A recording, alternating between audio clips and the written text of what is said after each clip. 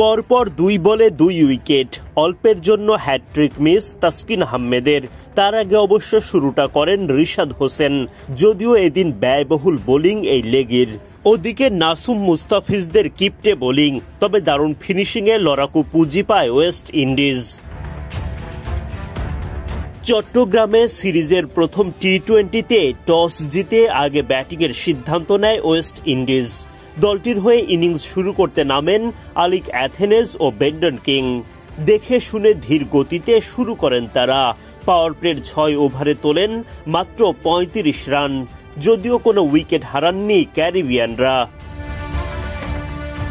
ইনিংসের 9ম ওভারে গিয়ে প্রথম উইকেটের দেখা পায় বাংলাদেশ। অ্যাথেনেজকে বোল্ড করেন রিশাদ হোসেন। এই ওপেনার ফিরে যান 27 বলে 4টি 4 ও একটি ছক্কায় 34 রান করে। 59 রানে ক্যারিবিয়ানরা প্রথম উইকেট হারান। 10 ওভার শেষে 1 উইকেট হারিয়ে 70 রান তোলেন সফরকারীরা। 13তম ওভারে গিয়ে জোড়া শিকার তাসকিন আহমেদের।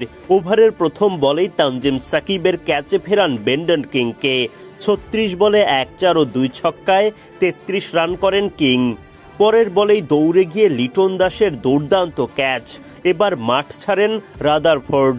হ্যাটট্রিকের সামনে দাঁড়িয়ে তৃতীয় বলে অবশ্য স্বপ্ন পূরণ হয়নি তাসকিনের।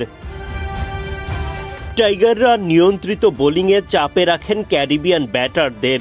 ধীর গতিতে এগিয়ে যেতে থাকে ওয়েস্ট ইন্ডিজ।